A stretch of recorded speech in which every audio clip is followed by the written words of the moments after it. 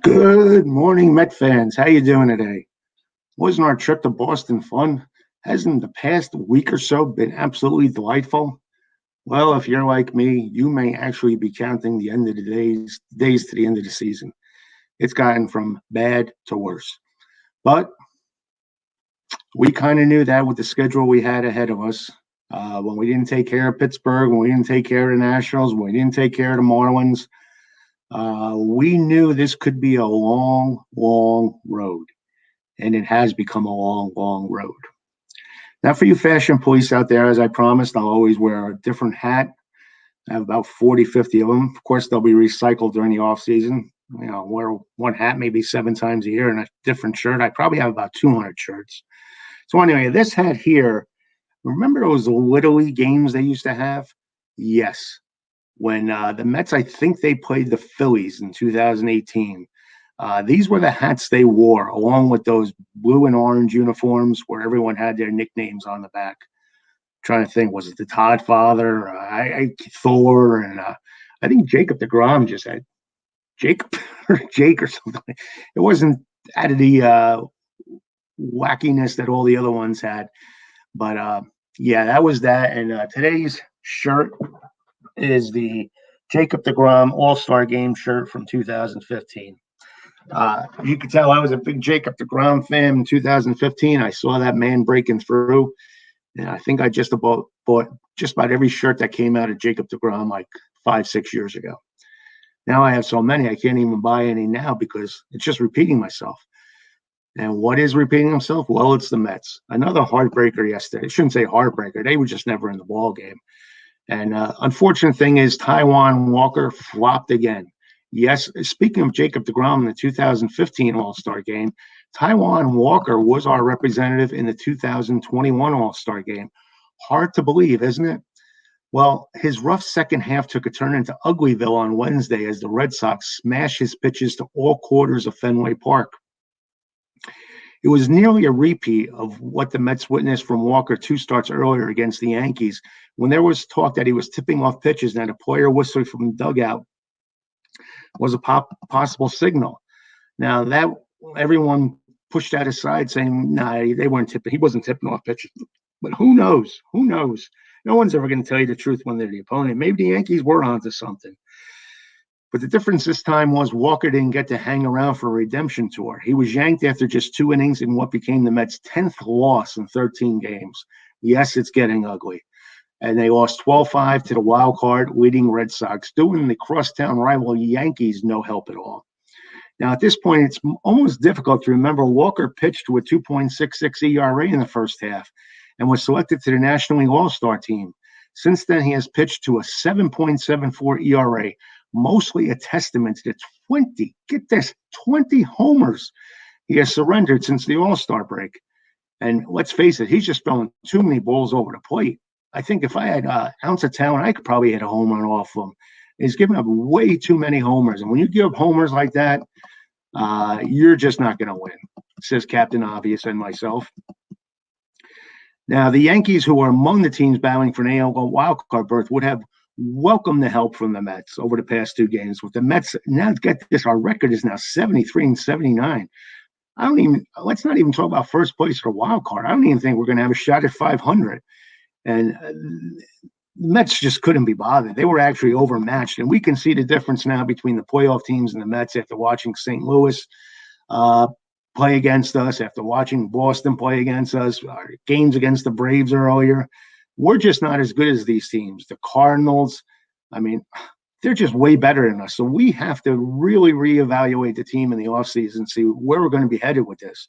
And we say we mean the Met fans, and I have absolutely no say in the matter. But now, over his 2 innings, Walker allowed 6 earned runs on 6 hits. And guess who got 2 more home runs? Yes, Kyle Schwarber. He now has 9 home runs against the Mets this year. And it was the 3rd start in the past 4 in which Walker surrendered at least 5 earned runs.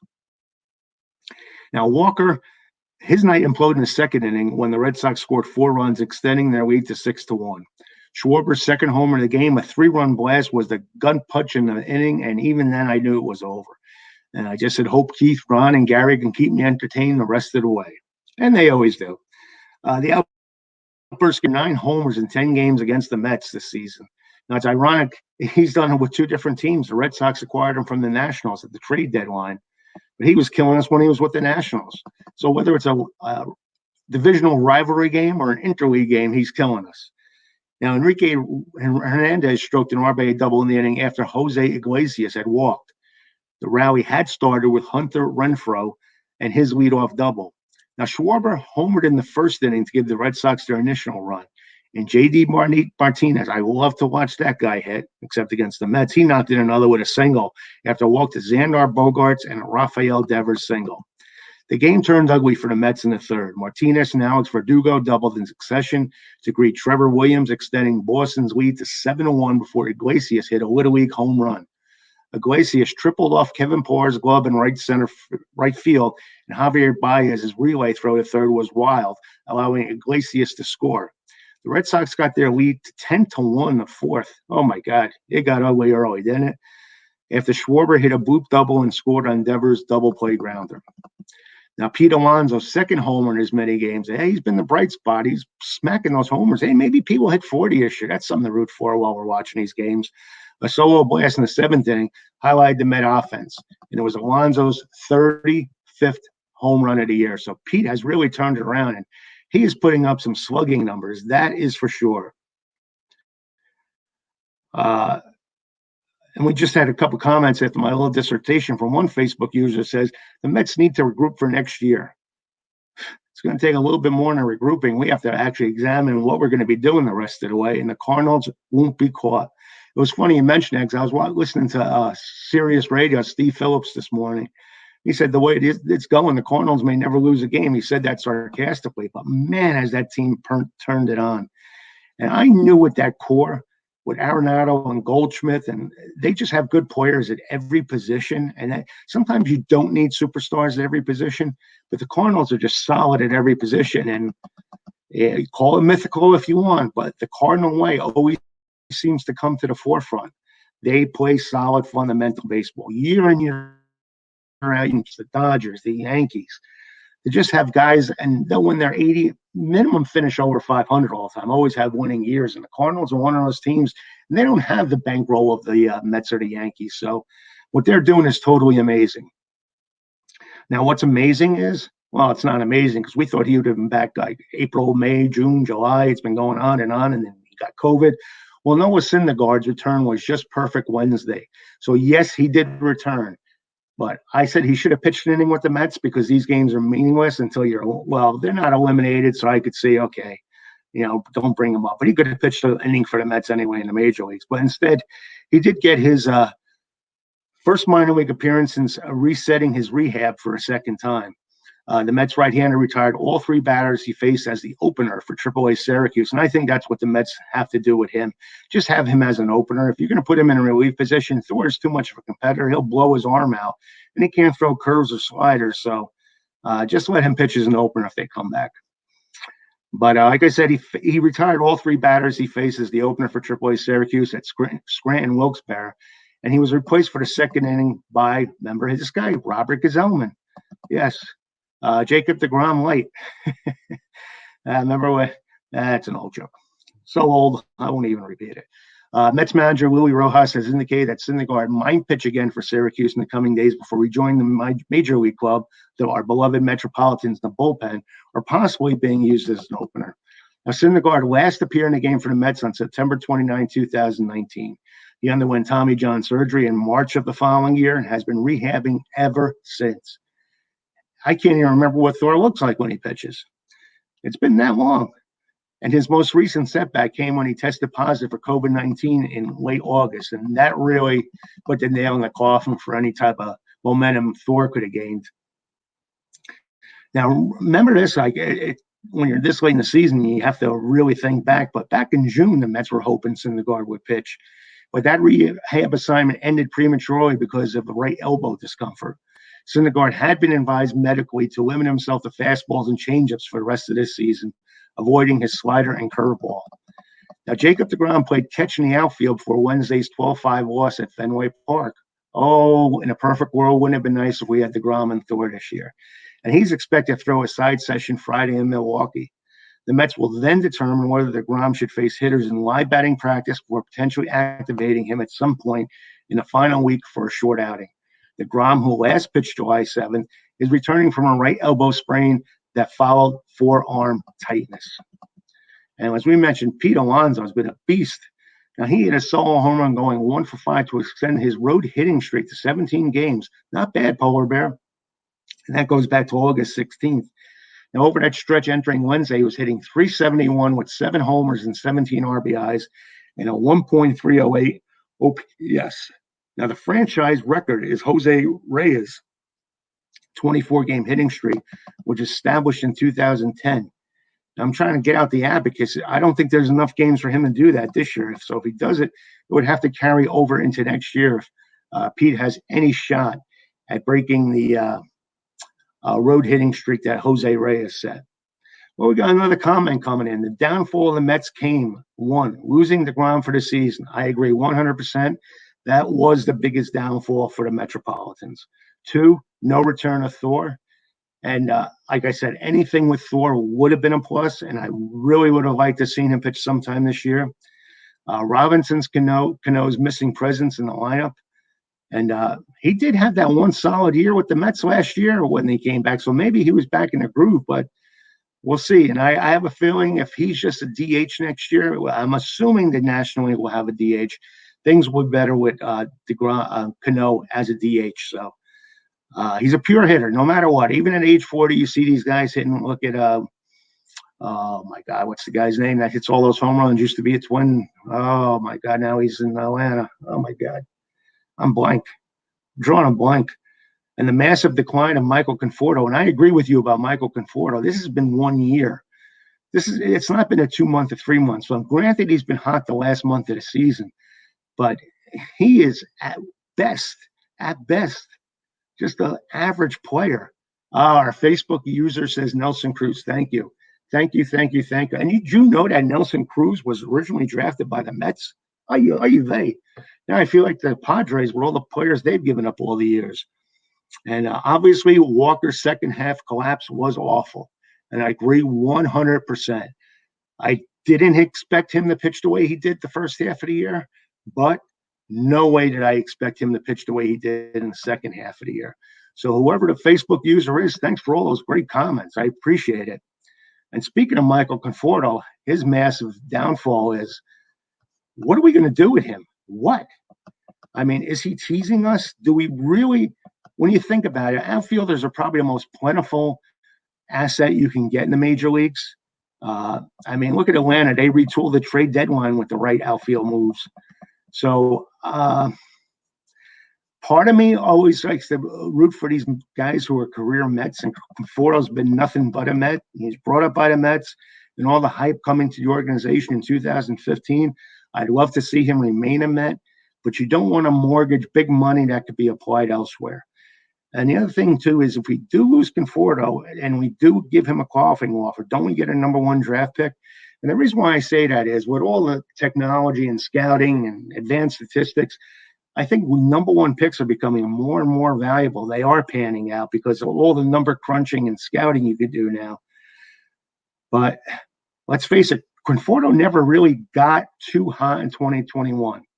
And nor did he get too cold. He never really went into a really big funk, but he never really was a great, I shouldn't say above average player all year.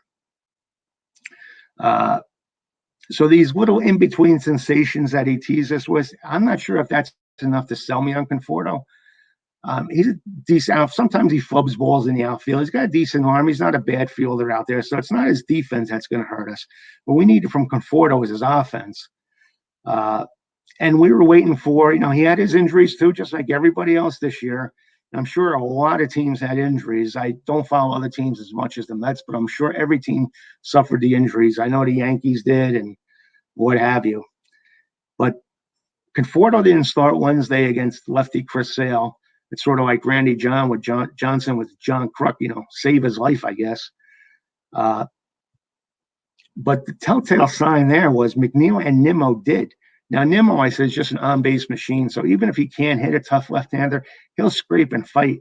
And McNeil's been so hot that I guess they left him in there because he is hitting so well. So I guess they didn't have confidence with Conforto yesterday.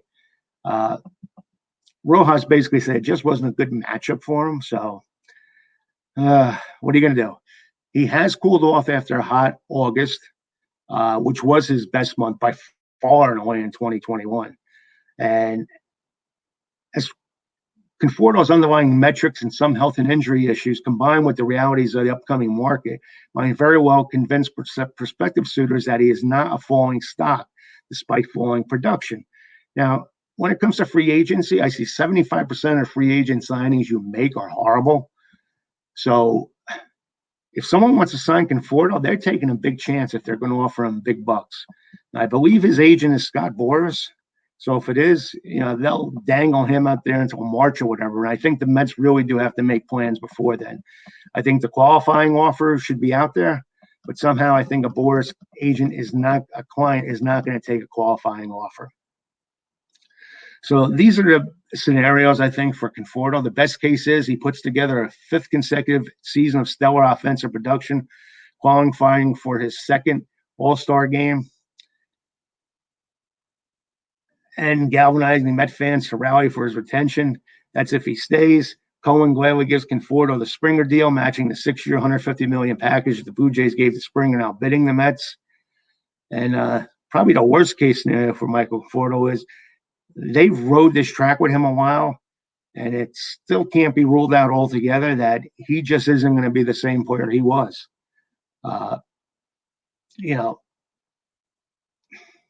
Should he feel compelled to take the qualifying offer and prove himself if he wants to be a Met? That's really up to him. But look what Marcus Stroman did when he did that. Marcus Stroman was out for the COVID year last year. He just didn't want to pitch during the COVID crisis. And look at the year he had. After the DeGrom, he's by far and away our best starting pitcher this year. So the reason why I bring up this analogy, if teams were not committing to Stroman long-term, would they commit to Conforto after the full season he had this year? He's only batted .223, .339 on-base percentage with .367 slugging percentage. And if I was another team, I would think there's other ways to build your ball club up. So I think the best case scenario is Conforto, just prove yourself. But we'll see. The one thing I do like about Conforto is that you don't see this, and Darryl Strawberry was the same way. He has so much power hitting the ball the opposite way. And the strange part about that is I think he only has like 1 home run hitting the opposite way this year. And that is not Conforto-like. So I think it's more or less a mechanical thing. Now, if you ask me, shouldn't the batting coaches be helping him out on that? Well, we've had 2 and nothing seemed to work. So maybe we need to figure out what the batting coaches do for this ball club. But there are other free agents out there. There's Nick Castellanos, and he's likely to opt out. Now, he's not good defensively, but boy, can that guy hit. Starling Marte and Conforto are probably the top tier guys alongside veterans like Chris Bryant and Chris Taylor. Hey, maybe we get Chris Bryant. Who knows? Who knows? We're talking about getting him before the trade deadline, so you never know. Now, it's really going to depend on who takes over the operations of this ball club. If it's a general manager as a Conforto fan, they'll probably sign him. If not, it'll be adios, Michael Conforto. So it's going to be interesting. We'll be talking about that a lot here. Bruce Barons has Conforto's a keep. So Bruce Barons, I'm torn. Like I said, if he wants to sign a qualifying offer, I'm all for it. So we'll see what happens. Like I said, I'm not paid the big bucks. I'm sitting here in front of the computer and doing a YouTube and podcast. So we'll see what happens. Now, how about Francisco Lindor? We're getting to that time of year where we got to figure out how Francisco Lindor fit into the big mix this year. Well, I'll tell you, he was a disappointment. I know he had a good year for a shortstop, but you don't get paid $350 million to just have a good year. You're going to be the guy to lead this ball club to the promised land, and it just didn't happen. And even Lindor came out and said yesterday that If not for his disappointing first season in Queens, the Mets might be leading the NL East or be close. Does that mean, Francisco, you had to give someone the money back? No, I don't think so. You're just going to be a print warrior and say that in the print. But even Lindor said he felt they had a really good team coming into this year. We collapsed and he hasn't performed, he said. And I know if I would have played a little bit better, I know we could have won at least 5 to 7 more games, which we could be fighting for first place right now. And I kind of agree with him. I'm not going to say 5 or 7. I'm saying he's probably good for 3 or 5 more wins. And does he blame himself? He said, let me think about this. I put a lot on me. So I admire Francisco for being honest. But the honest thing is, we got him for another 10 years. So hopefully this was just the bad year, the first New York's jinx year that most of these guys have when they come here for the first year. I love Francisco. I really do. But numbers are numbers, and he just didn't put up. But I do think there's potential. Do I think we overpaid? Yes, especially since there's a lot of shortstops that were going to be out there last year and this year. And let's face it, Ahmad Rosario is probably having a better year than Francisco Lindor this year. I say that fast, Francisco Lindor this year. But give Francisco credit. He's enjoying a solid September following his return from a straight right oblique that cost him more than a month on the injured list. But the shortstop owned a 230, 325, 403 slash line overall, entering with 17 homers and 53 RBIs. His 728 OPS was within the league average range for all MLB players. So there you have it. He's having an average year. Is it worth 350 over 10 years? I don't think so. And like I said, they signed him to a 10-year contract. And I say 350, it was actually 341 million. And that extension doesn't even begin till 2022. So his 10-year contract doesn't start to next year. And I think if the Mets thought that he would be just average to plate, they wouldn't have offered it to him. But coming off the first half of the year, it seemed like he was headed in the right direction. He looks like he felt better at the plate. And he was turning it around, just like Javier Baez. Javier Baez was putting up some numbers. The unfortunate thing is the Mets just aren't winning. So at first I was mixed about Baez, but my thing about that is, I preach about first-round draft picks. We gave up Pete Crow Armstrong. If we gave up a number 1 who was number 4 overall for Baez, he is not meant to be a rental. If you made that trade for a guy who could potentially be a starting outfielder in 15 years, you sign Baez. We're committed to Baez. And if they don't sign Baez, I'll be disappointed. So, like I said, the one thing the Mets said they wouldn't do was trade away their top draft choices. They were going to build through the farm system. Well, they didn't when it came to Javier Baez in the trade. So it'll be interesting to see what happens there. And Baez wants a win. I know that Lindor and Baez are emotional, and sometimes their emotions were worn a little bit too much on their sleeve. But his approach has been outstanding, and he's not to blame for the September collapse, that's for sure. And Bruce Barons, I'm combining Bruce Barons with Javi Baez, even says they're a good combo, Lindor and Baez, and I agree. Now, what are we going to do? We're going to wish some people happy birthday from Met history. Who remembers Pete Harnish? Pete Harnish, wasn't he a Staten Island, a Long Island boy? Yeah, he was born in Comac. It was his birthday. He pitched for us when the Mets weren't really that good in 95 and 96. Pitched a little bit in 97 when they started to turn the corner a little bit. Pitched 55 games with us, had a 10-21 record, 4.33 ERA. And then the Mets traded him to Milwaukee for Donnie Moore on August 31st, 1997. Also celebrating a birthday today, Gonzalez Germain, who pitched for us in 2013. Altogether, 54 games, ERA of 4.31, all in relief, and he wore that odd number 71 with the Mets. Who else is selling a break today? Trevor May, our big free agent relieving acquisition in the offseason. What do you think of May's this year? He wasn't the closer. I guess he did what he did. Got paid a lot of money. I think he's making over $7 million a year, so that's debatable whether or not he earned that money, but he's 7-3 with a 3.68. I like Trevor. He gets the job done for us, so no complaints there. Oh, we got another Facebook user coming in. Da-da-da-da. Oh, my mistake. I misread it. Sorry. My apologies, folks.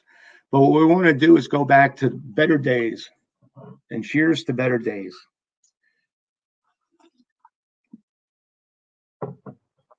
Let's go back to September 23rd, 1969. It was the date the Masons guaranteed at least a tie for the NL East title. Now, Gil Hodges' first place Mets, 95 and 61, hosted the previous year's NL champion St. Louis Cardinals, who were 82 and 73. Hodges' Mets took the field in the excitement, knowing that a win on this evening would assure them of at least a tie for first place in the NL East. 32,364 fans came to Shea as the Mets' Jim McAndrew, who was 6 and 7, went up against one of the all-time greats, Bob Gibson, who was 18 and 12. Now, remember, Gibson was a 68 MVP and Cy Young Award winner, and he was just 2 wins away from his fourth 20-win season in 5 years. And those Cardinal teams were good. They were good back then. Here's the lineup the Cardinals put out there for this game. Lou Brock, left field, leading off. Kurt Flood, center field, batting second. Vada Pinson, right field, batting third. So you got Flood and Pinson, who probably should get more consideration for the Hall of Fame. Joe Torre, first base, batting fourth. Tim McCarver, Steve Carlin's caddy, batting fifth and catching. Mike Shannon, third base, batting sixth, now a Cardinal broadcaster. I think this is last year, isn't it? Julian Javier, second base, batting seventh. Dow Maxwell, shortstop, batting eighth. And a tough righty, Bob Gibson, pitching and batting ninth. Now for the Mets, we had AG, batting center, first and playing center field. Wayne Garrett, third base, batting second. Art Shamsky, left field, batting third. Ken Boswell. Oh, you got to respect Gil Hodges. He loved Ken Boswell's batting. He had him batting cleanup, batting fourth. The Crane, Eddie Kranepool, first base, batting fifth. Ron Swoboda, batting sixth. Right field, batting sixth, I should say. Jerry Grody, catching, batting seventh. Buddy, everybody's favorite shortstop. Buddy Harrelson, batting eighth and short. And Jim McAndrew on the mound. Now, during the game in the bottom of the third inning, the Mets shortstop Bud Harrelson walked. He advanced on the fielder's choice and scored on Wayne Garrett's single to right field. Now, the pesky Harrelson offensive numbers never showed how valuable he was to the team. He would scrap for hits, runs, or stolen bases, and he was just a team player. Now, tonight's game was another example of his value to the club besides just his all-star defense. The Cards took the lead in the fifth as Lou Brock scored on Vada Pinson's grounder, which was booted by Mets second baseman Kenny Boswell. Pinson would score on Joe Torre's base hit. Tim McCarver would then fly out to end the inning. It was the second inning in a row the Cardinals left men on base. McAndrew would retire the Mets on the side in order in the sixth and seventh inning, so Jim was cruising. And in the eighth inning, the Mets tied it as Tommy Agee singled to left and sacrificed over by Wayne Garrett. Art Shamsky then singled, bringing in Agee. Now, the game remained tied. McAndrew departed in the eighth as Tug McGraw came in for relief. He would pitch 4 innings. What reliever pitches 4 innings now? Well, I'll tell you who, the Tugger. That was back in the days when relievers pitched multiple innings. That's when they were really relievers. Yeah, there you go. And he would pitch 4 innings, holding Cards to 3 hits, shutting them out, earning his 9th win of the year to get his record to 9-3. Now, Bob Gibson pitched into the 11th inning. Oh, wait, what was his pitch count? I don't know what it was, but he pitched to the 11th inning, scattering 10 hits along the way, striking out 5 and walking 3. Now, Gibson was already an 18-game winner at this point, just coming off his fantastic MVP Cy Young Award year, where he went 22-9 through 13 shutouts, 268 Ks, and a 1.12 ERA. Whew, that is amazing. Amazing, as Casey would say. But in the home 11th, after Ed Kranepool flew out to left, Ron Swoboda and Jerry Grody both singled for the Mets. Bud Harrelson stepped in and poked a single to left field, scoring Swoboda with the walk-off winning run. The Amazins, yes, our amazing Mets now had a 6-game lead and were guaranteed at least a tie in the NL East. Mets manager Gil Hodges says they are confident, but not overconfident. And that's what I like about Gil. He kept the perspective on for these teams, that 69 team. He was the perfect leader for that ball club. Now, here's a quote from Coach Yogi Berra from that day. No one else in baseball is as well set up for a short series as we are. How would you like to meet Seaver and Kuzman every fourth day? Ryan, McAndrew, and Cardwell can do the job, and our bullpen is about as good as you can get. This team is really amazing. The way it stays loose, everyone pitches in. It seems there's a new hero every day. And there certainly was when it came to the Mets.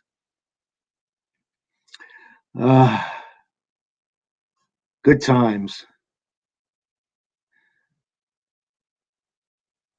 Here's another Facebook user before I go in. I always like to interject some comments here. Facebook user, until they get it right from the top of the organization on down, nothing else matters.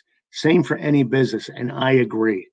I agree. You need the right people running that organization. They have the bankroll now to do it, and they have to have the right people coming in. Conforto has the skills to be a great hitter, but like everyone else, his swing has launch angle tendencies. As for the Mets in general, if you keep doing the same thing, we all know what the results will be. And I agree with you. I think the whole Sandy Alderson era, he was just having guys with the launch angle. They were trying to be like the Baltimore Orioles, late 60s and early 70s, and win with the 3-run homer. But you have to be able to hit for average, too. I'm sorry. You can't have Michael Conforto batting 210, 220. You just can't. And Bruce Barons, who's a Yankee fan, and hats off to Bruce that he's watching this broadcast, and I appreciate his comments on these. And Bruce, stay tuned, all you other people, when we have topics coming up on Baseball Life regarding the Yankees or anything else where there's enough conversation going on about it on the Facebook group, we will be talking about it here and on the podcast. So stay tuned for that, folks. For Bruce Barons likes emotions on the sleeve, and he wishes that Sanchez can play with that intensity. And Bruce even says he's a Yankee fan here, and I agree with you. It seems like when Sanchez just doesn't perform, he's just blasé about it. I can't figure it out. Just can't figure it out for the life of me. Well, we kind of ran down what happened on this date in Met history in 69, but let's go back to 62, our very first year as a major league franchise. And on this date in 1962, in his first major league start, 17-year-old Ed Kranepool gets his first hit, an eighth-inning double at the Polo Grounds in the Mets' 2-1 walk-off victory over Chicago. When the former James Monroe High School standout retires, he will, yes, Steady Eddie will be the franchise leader in 8 offensive categories, including 1,418 hits during his 18 seasons with the team. He was the original Met that everybody loved, Steady Eddie. On this date in 2008, Jose. Okay, I see contributions coming in asking me to shut up, so I will no longer sing. Thank you for your contributions. So if you don't want me to sing, keep that money coming in. And on this date in 2008, Jose Reyes collects his 200th hit of the season with a bases-loaded triple and a much-needed Mets 6-2 victory over the Cubs at Shea Stadium. The 25-year-old shortstop joins Lance Johnson, who did it in 1966, as one of the only 2 players in franchise history to reach this esteemed plateau. Good stuff. Now, as always, we talk about what's going on in the group. And here's my PR pitch for everybody. If you're not a member of New York Mets Baseball Way of Life, join. If you're on Facebook, what are you waiting for? Look for us, New York Mets Baseball Way of Life. Good content discussed there every day. If you're a member of New York Mets Way of Life or just listen to this YouTube cast or podcast, join our other sister group, Baseball Way of Life. We cover everything in the major leagues and great baseball fans on there. And please subscribe to this YouTube cast. It would mean the world to me. You'll be ordered every time one is scheduled, and you'll have the library of everything. Like I said, we do Mets every day, but I'll do whenever it calls for it for the Baseball Way of Life group. I'll be doing YouTube casts too. So hop on board, subscribe, and it would really be appreciated. And if you ever need to reach out to me, I'm at PHILSTAN41@gmail.com. Would love to hear from you. Now, here's some of the stats that I'm throwing out there for you today that were discussed in the group. Since 2016, only 3 pitchers have recorded 4 seasons with 32 or more starts. Who are they? Rick Porcello, 2016 to 2019. Justin Verlander, same years, 2016-19. And Marcus Stroman, 2016-17, 19, and 21. Wow. Marcus is dependable. Another reason why we may need to sign him. And check this out. His averages from 2016 to 2021, not including the year he sat out last year, 30 games start, 173 innings pitched, a 1.16 ERA plus. So I'm looking forward to it. And don't forget, in 2018, he was actually injured, so he only pitched 102 innings. So you take that away from the equation, he's averaging over almost 190 innings per year when he's healthy. And the good thing about he's become more economical too, has Stroman. Pitches per inning, 2018 were 16.68. 2019, he knocked it down to 16.53. Now he's got it down to 15.30. And he's 12th among qualified pitchers with the fewest pitches per inning this season. And to me, that's a sign of a good pitcher. You can pitch innings and not throw a lot of pitches. And here's another fun stat. Only 2 pitchers since 2016 have thrown at least 800 innings while having a home run per 9 innings of less than 1.00. Who are they? Let's see. Look around to me. Well, I'll tell you what, you don't have to look any further than Flushing Minor Bay. And this year's roster is Jacob deGrom and Marcus Stroman. Now, we mentioned earlier how Kyle Schwarber has nine home runs against the Mets this year. The record for homers against the Mets in a single season is 10. And guess who had that? Willie Stargell in 66 and Dick Allen in 1968. And remember the good old days when the Mets won 6 in a row in late August and early September? Well, guess what their longest winning streak is since then? Uno. And number 1 is the loneliest number, as that song goes. And we need to turn that around this series with Milwaukee. Now, I mentioned a polar bear. He hit his 35th homer. That's multiple seasons, 35 homers for Alonso with the Mets with 35 homers. Who were the other players to do it? Why, Dave Kingman, the Kong, did in 75, 76, and 82 3 times. Strawman, 87, 88, and 90 3 times. Hojo, 87, 89, and 91 3 times. Mike Piazza, 3 straight years, 99, 2000, 2001. And Carlos Delgado in 2006 and 2008. Not too shabby. Now, for those keeping score, I sarcastically said last night's game lasted 3 hours and 42 minutes, making it the 10th straight game that has gone over 3 hours and 30 minutes. Boy, these are marathons. And not to hurt you Yankee fans, though, I mentioned that the Mets record versus the Red Sox is 0-4. The Mets record versus the Yankees is 4-2.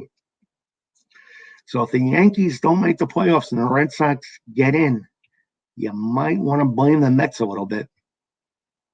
Now, here's what Thor did last night in his rehab assignment for AAA Syracuse. 12 pitches, 8 strikes.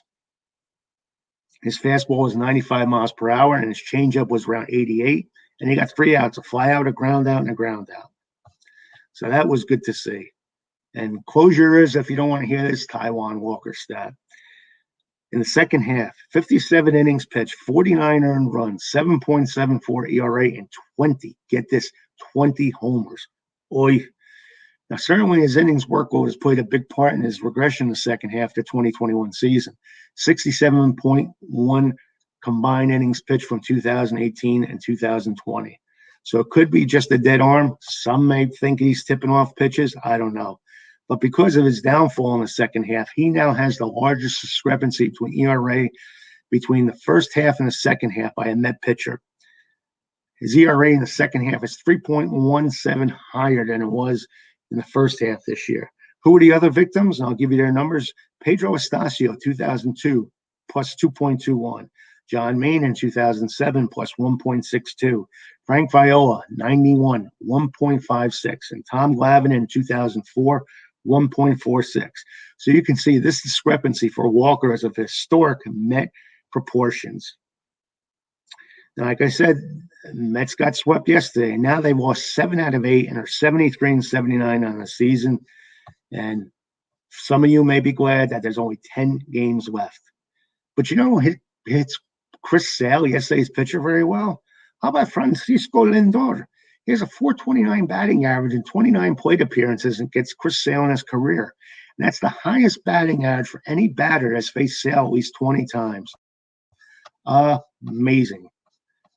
So I love it when you could see that Francisco can hit great pitching.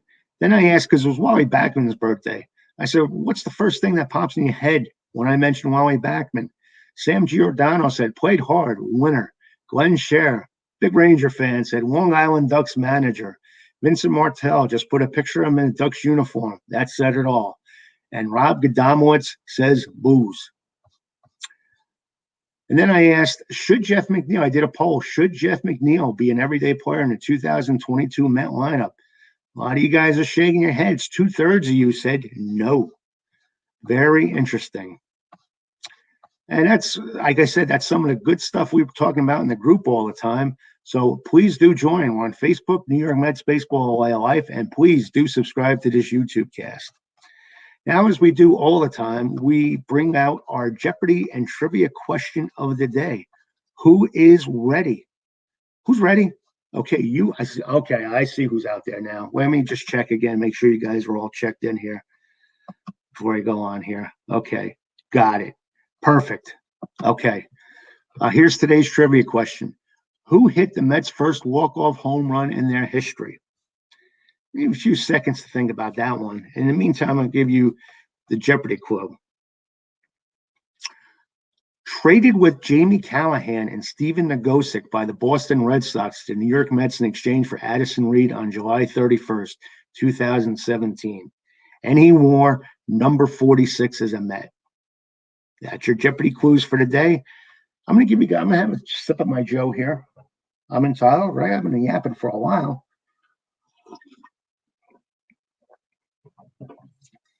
And here we go. Here is the trivia question for today. Provided, by the way, of Harvey Porras. What a dedicated Met fan. I look at him as our senior expert on all Met history. He goes back as far as 62. So, Harvey, thanks for all you do for this group. His trivia question was, who hit the Mets' first walk-off homer in their history? Well, the correct answer is Hobie Landreth, who on May 12th, 1962, hit a two-run ninth inning shot after Gil Hodges led off single to win the game 3-2 in the first game of a doubleheader. Hodges hit the Mets' second walk-off in the second game, a solo blast in the ninth to give the Mets an 8-7 win in a doubleheader sweep. Craig Anderson won both games to improve to 3-1. He then went on to lose 16 straight to finish 3-17. He was 0-2 in 1963 and 0-1 in 1964. So he ended his Mets career with 19 straight losses. That was his only Met homer. A few weeks later, he was traded to Baltimore as the player to be named later for legendary Met cult figure, Marvelous Marv Thornberry. And here's today's Jeopardy. 2 clues: traded with Jamie Callahan and Steven Nagosic by the Boston Red Sox to New York Mets in exchange for Addison Reed on July 31st, 2017. He wore number 46 as a Met. Who is it? Well, it's Gerson Bautista. And congrats to our good friend John Tierney, a group favorite, for being the first to get that one right. So you guys amaze me with your trivia and baseball knowledge. I don't know half these things. I'm asking the damn questions. So anyway, that's going to wrap it up for today. We do have no game today. I know there's NFL football on NFL Network. I know Sam Darnold. I'm a Jet fan. It'll be fun to watch him run up another 300-yard passing game. I think the Phillies are on TV today on MLB Network. Even the Yankees aren't playing, so who knows what I'll be watching. Whatever you do tonight, enjoy. And like I said, if you ever want to hop on one of these YouTube casts, send me an email at philstn41@gmail.com.